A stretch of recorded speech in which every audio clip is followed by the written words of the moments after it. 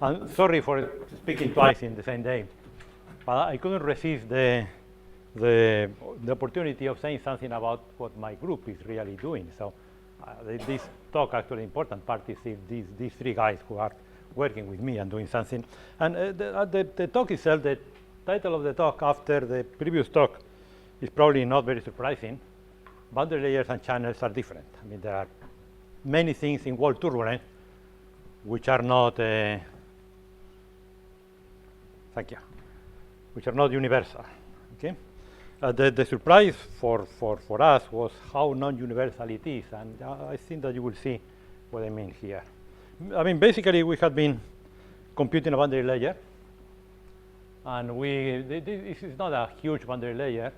The number of points is 3 billion, so 3.5 billion, which is not huge for what is the run of the whatever it is now.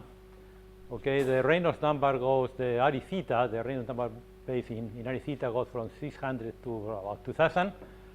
And you compare it with experiments. Here is the friction coefficient expressed as the velocity at the center of the at the outer flow expressed in wall units, and all these symbols are experiments, and our flow is this black line in there. And you see that there is an inflow region, and you have to be careful with that. And after the inflow region, then the experiments and the DNS agree fairly well. Okay?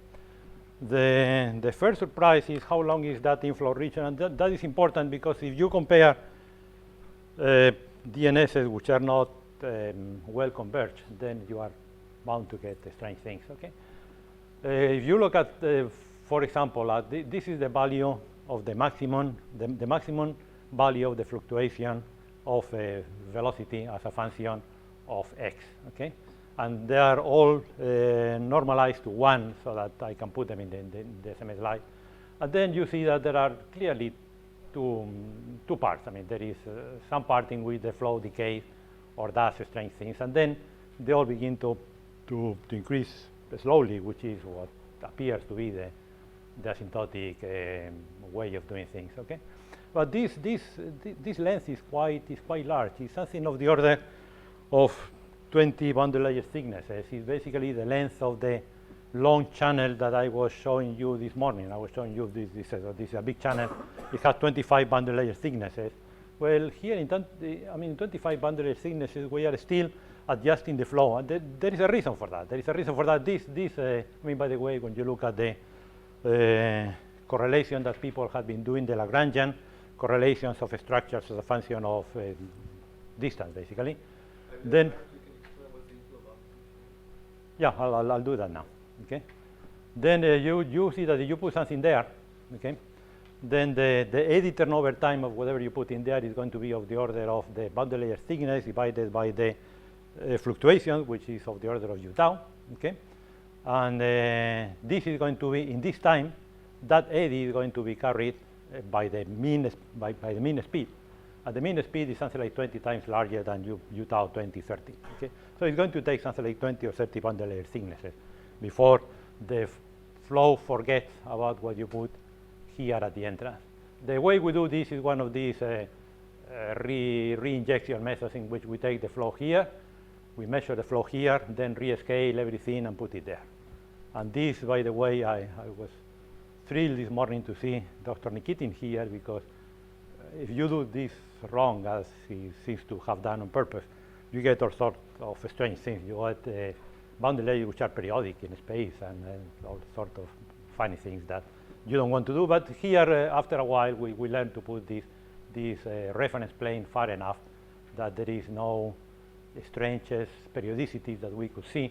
Basically, the flow here has forgotten about how it went in there. So after, if you think that then the useful part of the boundary layer is between, say, here and something, you have to take something out there that has to do with the reflections from the outer boundary.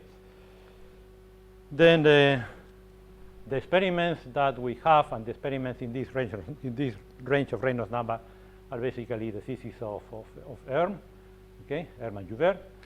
And if we compare that with our profiles, both U prime and V prime also, there is really no V prime here, but the few V primes that we can find, they agree well with our profile.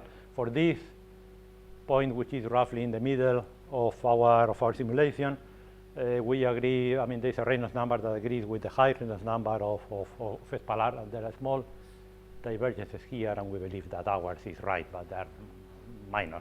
And then here the DNA and the simulation, and the experiments agree quite well.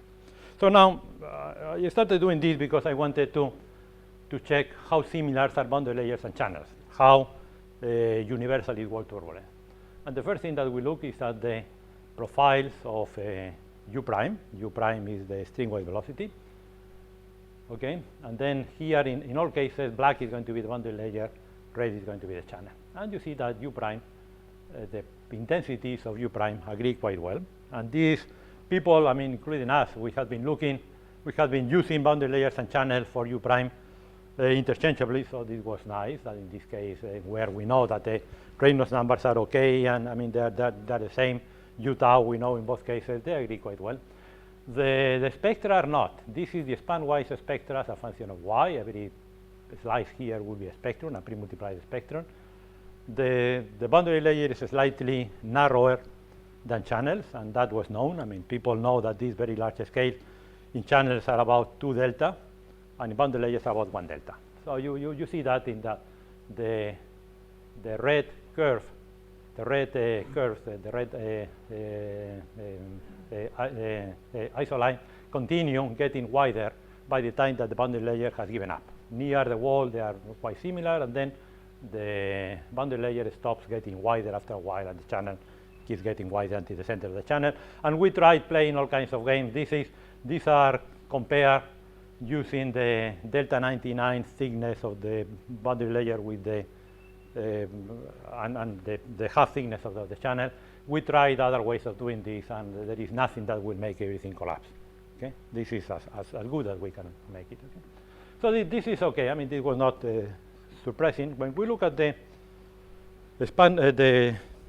fluctuations in the cross plane, the wall normal, which is here, and the span wise here, then they're very different. This is the same Reynolds number. Okay, one is a boundary layer. The black thing is a boundary layer. The red thing is a channel, and clearly V is higher than the channel for, 20%. This is, for any experiment, it will be a scandal. This is W is also bigger. And the size of things, in this case, they are exactly the same. You cannot tell the difference between the spectra of the channels and the spectra of the boundary layer for the cross velocities. But the intensities are bigger. Clearly, boundary layers are more intense. And I cannot tell you how, but I cannot tell you why, but I can tell you how. Okay? But before that, let me make sure that the problem is not a problem of low Reynolds number, because all these Reynolds numbers are low for any asymptotic. So I went and looked at experiments. This is the profiles of the wall normal velocity, and this is the profiles of the span wave velocity whenever I could found them. Black is boundary layers, colors are pipes or channels, and then you see that the experiments for these quantities are very scattered, but they're clearly all the colors are below the blacks, and all the colors here are below the blacks, and in some cases they are a lot below the black. And some of these Reynolds number here, they are high in both cases. So there seems to be a real thing. It's not an artifact of having done one DNS and one DNS. It seems to be something that happens in turbulence. Why? Well, there is another thing that is very different, and it's pressure. Pressure, there are no experiments in pressure. There is one, and I'm sorry to say that it agrees nothing with this. So there is the case, the measurements of Franson and Suchi, and they scale different. I don't know why. I don't know what is the problem there. But if you look at all the DNSs that I could find, and there are several here, people doing boundary layers and channels. If you look at the boundary layers, if you look at the channels, it is clear that all the boundary layers are collapsing in one curve. all the channels are collapsing in a different curve that is lower. You look at the values of the pressure at the wall, of which there are more things, okay? Then, I mean, whenever I start collecting experiments, I have a problem. There is this big scatter, and I don't know why, okay? So I ask the experimentalist friends to help me with that, okay? But when you look at what happens at low Reynolds number, and these are mostly DNSs, you look, all the channels and pipes are down there, all the boundary layers are up there. So there is clearly a difference between the pressure fluctuations. They are stronger in boundary layer than the channel. Why? Well, we can go and look at the energy balance. After all, these are energy. I'm speaking about energy. The fluctuations is energy. And I can compute that. I mean, I can compute that for the boundary layer and for the channel. Look for the moment at the black things, which are the boundary layer. If you don't look very near the wall, then the energy balance in wall-bounded flows is a question of three things. The energy goes into the string-wise fluctuations, and that they come there from the mean flow, from the mean shear, okay? And it only goes into U prime, okay? Then that is redistributed to the two transverse velocities by the pressure term. The things basically crash and they have to go this way. And this is roughly 2/3 of the production goes into the other two components, okay? And then the rest is dissipated by viscosity after it goes through the cascade as U prime, okay? So it's basically, but the two big things are the production and then the pressure strain that tries to make the flow isotropic, locally isotropic. And then when you compare boundary layers with channels, the thing is that the production is much higher, and it's much higher by factor 2, okay? So really, there is much more production of turbulent fluctuations in boundary layers than in channel. And why? Because we can check that because this has a formula, and this formula is very simple. This is the product of the Reynolds stress times the velocity gradient, the mean velocity gradient. So we can check which one is bigger, okay? And we can measure the Reynolds stresses, and the Reynolds stress, here is the Reynolds stress of the channel, here is the Reynolds stress of the, sure. I mean, this is a Reynolds stress. This is a Reynolds stress of the channel. This is a Reynolds stress of the velocity of the boundary layer. The boundary layer is slightly higher, but not huge. What is huge is the difference between the velocity gradient in boundary layers and in channel. It's not very different near the wall, but once you leave the wall, it's very different. I mean, by the way, this is kappa 0.42, and I don't mean anything, absolutely anything with that. It just happens to be the minimum in there, which agrees in those two cases. I mean, we know why. I mean, the difference between this, after all, is the mean velocity profile, and the difference between the mean velocity profile of boundary layers and channels is the wake. There's a wake component in boundary layers. There is not a wake component in the channel. And the wake is this extra gradient that you have in the outside of the boundary layer that is not in the channel. And this extra gradient is a source of extra fluctuations, and those fluctuations have to create extra pressure because otherwise they cannot redistribute they cannot satisfy continuity, and those goes into extra V and W, and this is the thing that is producing the stronger transverse fluctuations in boundary layers. And this is a guess. I mean, this here is actually a guess. I really don't know whether this is true or not. But I have always felt that the reason that boundary layers have a wake that is not in the channels is because there is intermittency in the outer part of the boundary layer. And intermittency, I mean external intermittency. It's not this intermittency of the small scale. Is when you look at the outside of boundary layer, half of the flow is potential. It's potential flow being entrained from the outside. And that potential flow cannot produce Reynolds stresses, so it needs a higher gradient to satisfy the momentum equation that says that Reynolds stresses have to be whatever they are.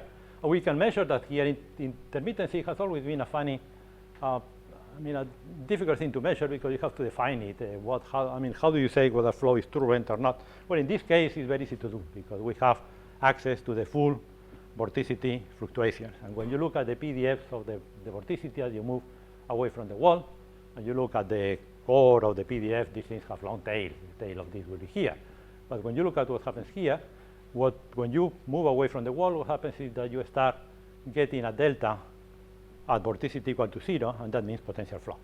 So you just need to measure how much mass is in that delta, and that tells you how much potential flow do you have at a given height. And actually, that agrees quite well with the guesses that people have been doing in the 1970s. Actually, nobody has been measuring this in the 1970s. This stopped being in fashion. But you see that when the boundary layer starts to develop a wake, it's because intermittency is going to, it's not 0. Half of the boundary layer that you are seeing is not turbulent. Okay? So summarizing, I just introduced you these new DNAs in case you are interested. I think this is important. You have to make DNSs of boundary layers with very long boxes. Otherwise, you are measuring what you put in there. If you make the wrong guess, you are getting the wrong number. If you get the right guess, you are still getting your guess. Okay? So you have to wait until the boundary layer has relaxed, and that takes time. It takes a long time. Okay? When you compare boundary layers with channels, well, the transverse velocities and the pressures are high in boundary layer, and they have the same scales. And for some reason that I'm completely unable to explain, and I really lose sleep every now and then over, is U prime has the same intensity but different scales. I don't know why. This I understand. This I don't know. Okay. And the reason for that is that the production is bigger, and that forces the generation of higher pressure strain. And that is bigger because we have a stronger gradient, and we have a stronger gradient probably because the flow is intermittent there. And thank you.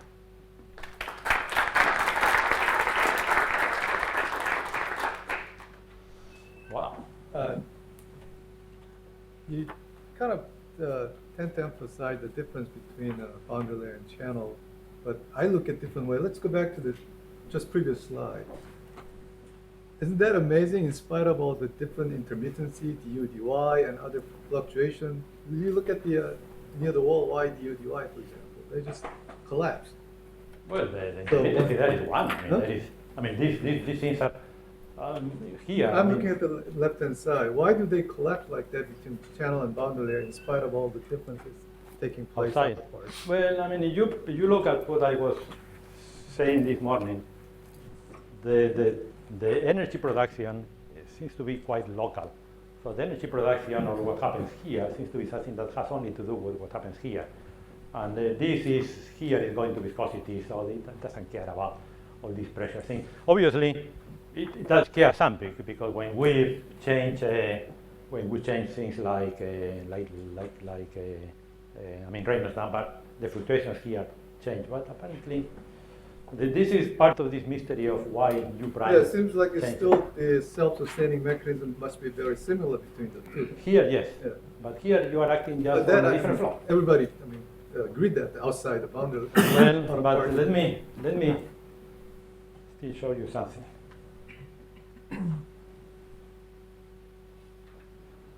The buffer layer is there. For this flow, this is y plus 50. And V and W are very different even at the buffer layer. Okay?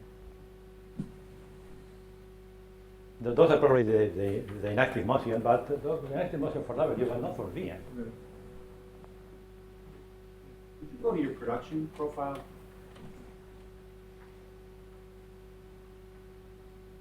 One more. You showed the comparison between the channel and the... This is the production of the boundary layer. Yeah, okay, that'll work. So it shows a second peak. Yep. Now your Reynolds stress is a function that steadily goes from a peak near the wall toward 0. Yep. And so the only way to get an increase in that production term is to have your actual mean gradient increase as you move away from the wall. Yep. So you're saying Well, that this the is the gradient, the slope of the profile actually increases as you move farther away from the wall. No, sorry. I mean, this you have to. Now, I'm not saying the y du dy, I'm talking about the actual production term. You know, you're showing y plus du plus dy plus. Go back to the other one. Yeah, sure. Okay, so you're saying why does the thing increase there? Yeah, why is there an increase there? It seems to me the only way that that can happen is that the actual gradient increases as you move away from the wall. No, you are in the place where actually here. So the stress is decreasing, that's obvious. So the only way for that function, since it's the product of the stress and the mean gradient, to achieve a second peak would be for the gradient to increase again. Sorry, I'm cheating you. All my balances are multiplied by y. Oh. Okay, so they are. This is y times the balance because this when I plot this. I mean, actually, otherwise, all these things go to zero. They got to go smoothly. Yeah. Okay, good. Thank you. Yeah, sorry, this is all y, blah, blah, blah. So it says there, this is y pi. Okay. So I don't understand. If the production into U prime is different, why is the RMS the same? That's exactly what I say. I lose sleep on that. I don't know. I mean, I know why V prime and W prime are different. I have no idea why U prime is the same. But it is the same. But I really don't know. I mean, I don't disagree with what you're saying, but it may be that the RE tau the same is not the right way to compare. I mean, if I'm comparing elephants, humans, and cats, I don't use the exact age, how old they are in years to tell me. So RE tau, as I showed you in my previous talk, they may develop, at least in this low Reynolds number regime, at different rates. Yes, I realize that, but How's RE theta, for example? RE tau is you use the delta, I can change the plus Exactly. minus 20% of RE tau or boundary. Yeah. But if you use RE theta, that's probably more accurate. there is no way that you can get. I mean, in this paper that came out in GFM like a month ago, I compared all these things to the function of RE tau in that case, but it doesn't matter. The channels are going here, the boundary layers are going there. They are never going to converge, just higher. But I just encourage you that we should look at that aspect as we have more cases available. Yeah, sure. I mean, as I tell you, what I really want is more experiments at high Reynolds number, but the experiments now, they are very clear. The same with the pressure. The boundary layers are higher. And they're not converging, they are higher. Just a real quick one of it.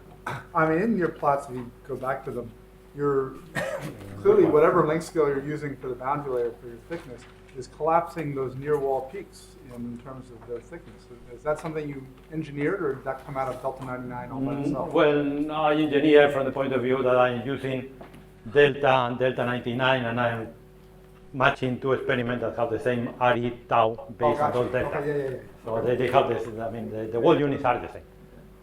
Okay, 4 more questions. Please do it. COVID time. Okay. Okay. Thank you.